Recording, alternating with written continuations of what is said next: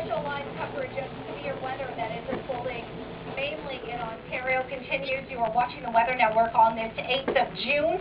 We are going to touch base in the prairies in New Brunswick and in Quebec in a moment. For now, though, we want to show you what's been happening for some people, what they've been dealing with this afternoon and this evening. This viewer photo, courtesy of Lee, thank you for this, from Kincardine, Ontario. Take a look at the sky as that storm rolled in. We have another shot from one of our viewers here that we'd like to share with you. I'm trying to get as many of these on as possible. Come back. I know. Terry from Maple, Ontario.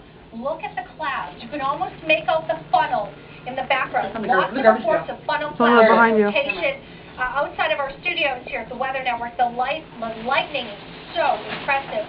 If you have photos or video, and if it is safe to do so, please only if it's safe, guys. I mean, I appreciate it. I really do, but only if you're safe. Upload to users.theweathernetwork.com.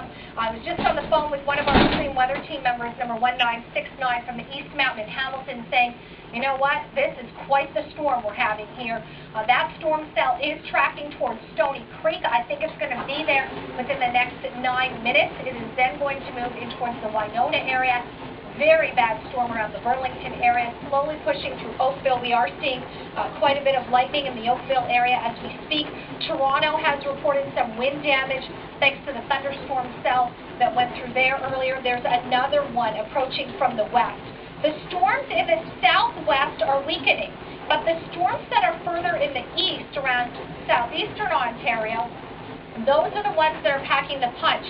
Oh, we've still got rain back through Windsor and London and Sarnia, but the main activity is at the leading edge of this line of cells, although watch out, folks, because back in Michigan, there's more thunderstorm cells that are trying to cross Lake Michigan. They could still hold together and give us another round of thunderstorms. If you're under a watch, this is what it means. It means that it's like when you make a cake. You need all the ingredients. Cake might bake, it might not. That's what we're looking at when we talk about a watch. All of the ingredients are there for the potential for severe weather, but we're still watching to see if it will fully develop. A warning means that it is imminent or occurring, so it's either happening or it is going to happen. So that's the difference between a watch and a warning. If you're under a tornado warning, you need to take precautions to keep yourself safe. If you're under severe thunderstorm warning, does it mean you should go for a drive?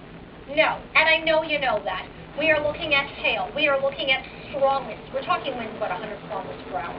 We're talking heavy amounts of rain, and overall, a very messy and potentially dangerous situation. Please be safe on this Sunday evening. We are still looking at some pretty severe cells, as I mentioned. If you're around the Stony Creek area, within the next 9 minutes, you will be hard hit with thunderstorm. Also watch out around Winona.